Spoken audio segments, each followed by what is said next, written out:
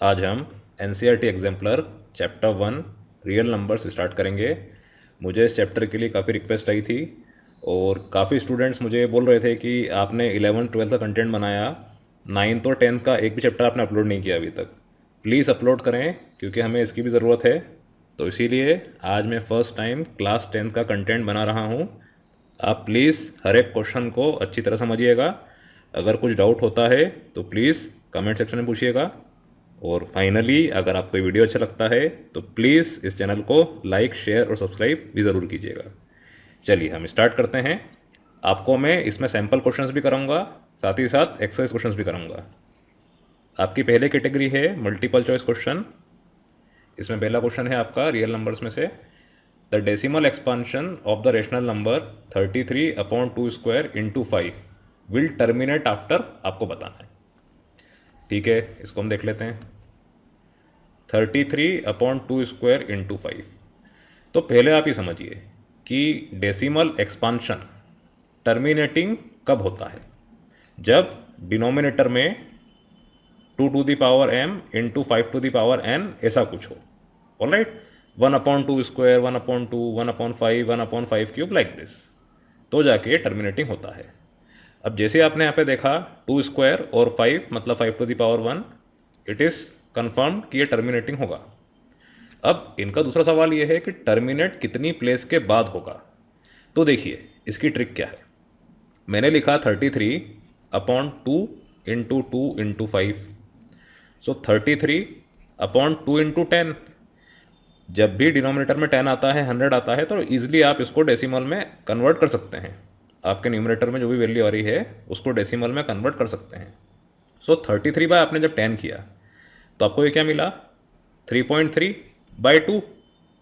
All right, अब once again यहाँ पे जो 3 आ रहा है डेसिमल के बाद, ये 2 से डिविजिबल नहीं है, तो इसको मैं 3.30 कर सकता हूँ और फिर 2 से डिवाइड कर सकता हूँ, क्योंकि 3 नहीं है पर 30 है।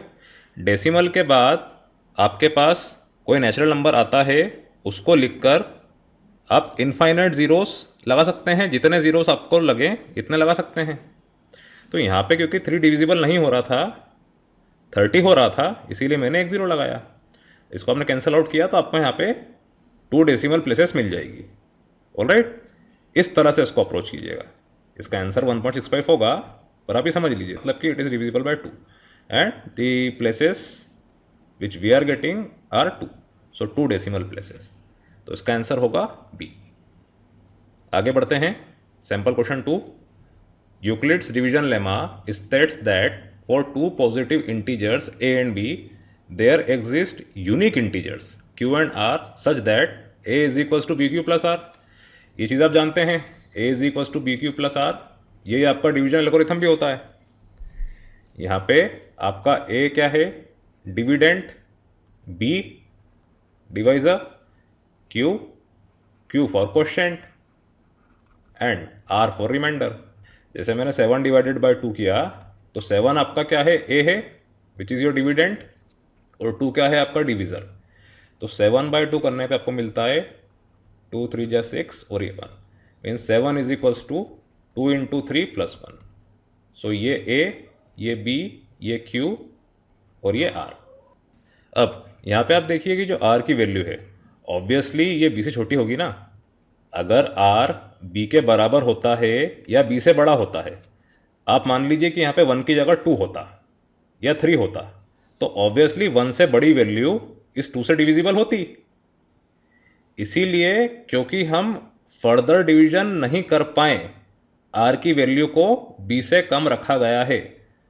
कम क्या रखा गया है, ऐसा होता ही है। ऑलराइट, सो हमेशा r 0 से बड़ा होगा, उसके इक्वल होगा, लेकिन b से छोटा होगा। ठीक है, क्योंकि अगर b के इक्वल होने लगा तो यहाँ पे आपको 2 मिल जाएगा, और 2 क्या होता है, 2 से डिविजिबल होता है। इस तरह से इसको आप सॉल्व कीजिएगा। तो इसका आंसर है c. Then exercise 1.1, question first, for some integer m every even integer is of the form. ये क्वेश्चन हालांकि है बहुत इजी, पर बच्चे फिर भी गलती करते हैं इसमें। देखिए, पहले आपको क्लियर होना चाहिए इंटीजर्स क्या होते हैं। Integers are denoted by z and they are of the form 0 1 2 3 4 0 -1 -2 so on and so on. ठीक है, मीन्स आपकी वैल्यू कंप्लीट रहती है, आपकी value as a whole number के तरह लिखाती है, पर इसमें वैल्यूज़ नेगेटिव भी होती है। जिसे इंटीजर्स क्या होते हैं ये नहीं पता है तो ये जान ले कि इंटीजर्स कभी भी डेसिमल फॉर्म में नहीं होते हैं, हमेशा होल नंबर के फॉर्म में होते हैं, और वही होल नंबर्स आपके नेगेटिव भी हो सकते हैं। ठीक, ये आपकी पहली बात। अब एवरी इवन इंटीजर के पहले आप ये देखिए, इवन नंबर्स क्या होते हैं? वो सारे नंबर्स जो कि डिविजिबल बाय 2 होते हैं, लाइक 2 4 6 8 एंड सो ऑन। वही बात हो गई, आप 2 4 8 6 जानते थे, इंटीजर्स में नेगेटिव वैल्यूज भी आ रही है, सो -2 -4 -6 -8 and so on like this. आपने क्या देखा कि सारे नंबर्स जो कि इवन इंटीजर के फॉर्म में हैं वो असल में क्या है? 2 × z या फिर 2 × m कर लीजिए, आपके क्वेश्चन में m दिया है। सो हमेशा इवन इंटीजर्स आपके 2m के फॉर्म में होंगे। Very very easy. सो इसका करेक्ट आंसर है option c. Then question 2, for some integer q every odd integer is of the form. Again very very easy. आपने अभी देखा 2m आपके होते हैं इवन इंटीजर्स, यहाँ पे q ले रहे हैं, कोई दिक्कत नहीं। सो 2q आपके होते हैं इवन इंटीजर्स। ठीक है, अब इवन में अगर आप +1 कर देते हैं तो ये ऑड बन जाता है।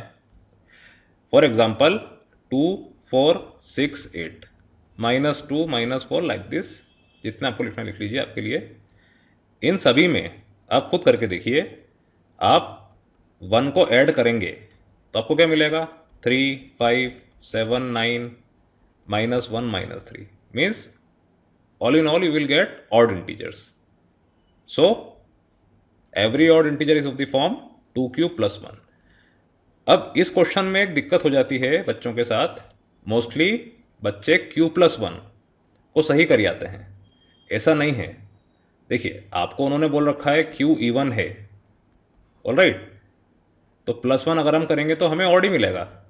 ये बात बिल्कुल सही है आपकी, पर आप ये सोचिए कि q + 1 में आपको हमेशा वो ऐसा नहीं देंगे कि q इवन ही है, q can be odd as well. पर आप जब 2q कर देते हैं तो ये 2q करने पे q की आप कोई सी वैल्यू रख लीजिए, q की कोई सी भी नेचुरल वैल्यू रख लीजिए, आपको इवन ही मिलेगा। ऑलराइट, आप 2 × 1 करेंगे, 2 × 2 करेंगे, 2 × 3 करेंगे, हर जगह आपको इवन ही मिलेगा। इसीलिए हम 2q + 1 लिखते हैं, ना कि q + 1। तो इसका भी आप खास तौर से ध्यान रखिएगा।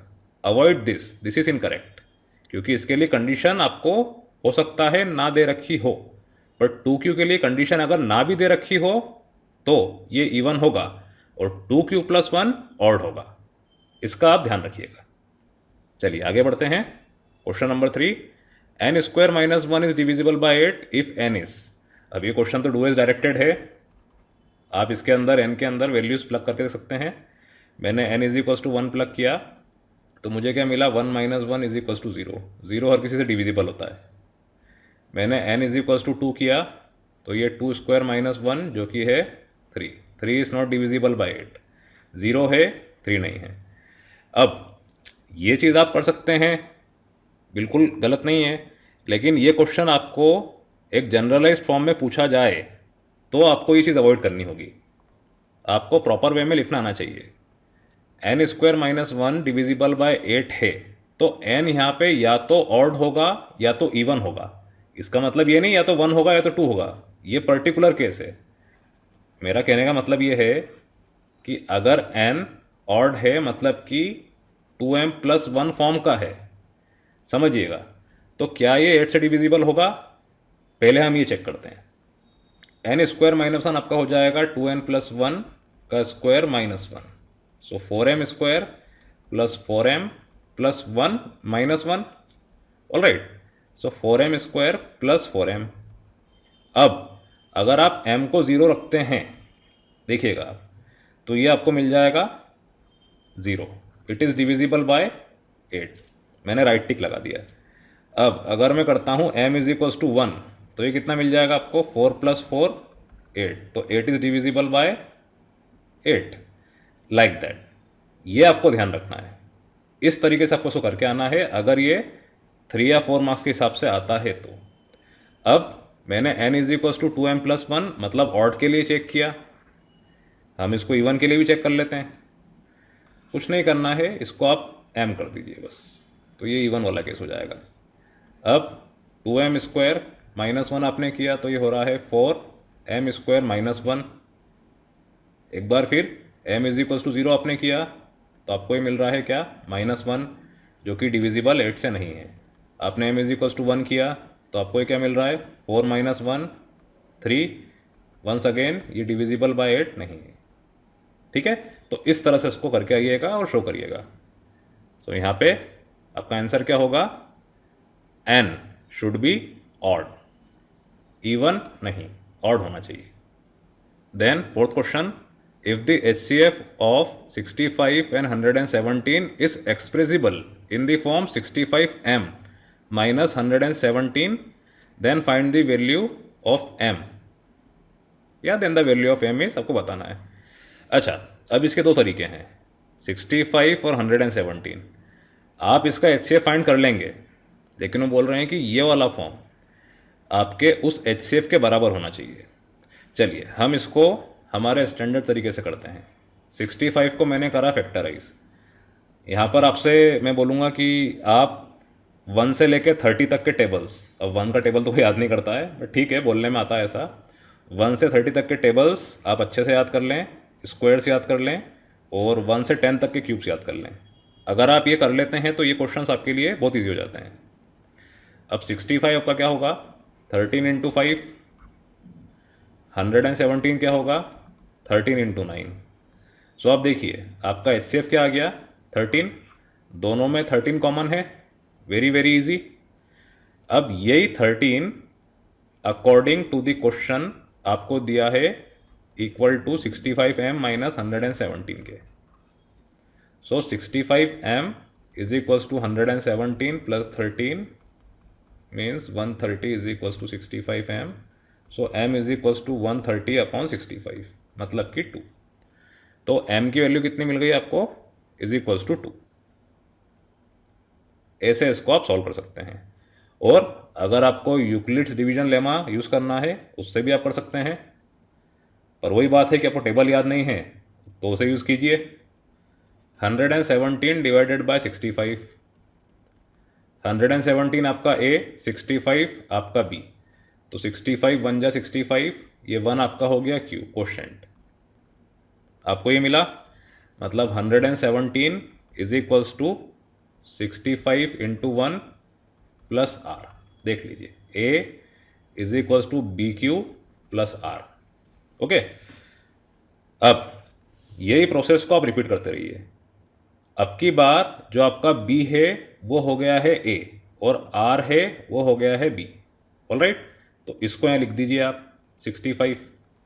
अब 52 ये आपका R जो कि हो गया है B, तो 52 1 जा, इसको यहाँ मैं कर देता हूँ, 52 1 जा 52 और यहाँ बच रहा है 13। Okay, so plus 13 and finally 52 यहाँ पे, 52 इज इक्वल्स टू 13 × 4 प्लस 0। देख लीजिए, तो ये 13 आपको फाइनली मिल रहा है लास्ट केस में जहाँ पे रिमाइंडर 0 आ रहा है। तो इस तरह से भी आप HCF फाइंड कर सकते हैं। ये आपका हो गया HCF। एक बार फिर 13 को आप इसके इक्वल पुट करेंगे 65m माइनस 117, आपको 2 ही मिलेगा। तो ये दो तरीके हैं, जो आपको अच्छा लगे उससे आप इसको सॉल्व कर लीजिए। So answer is B, 2।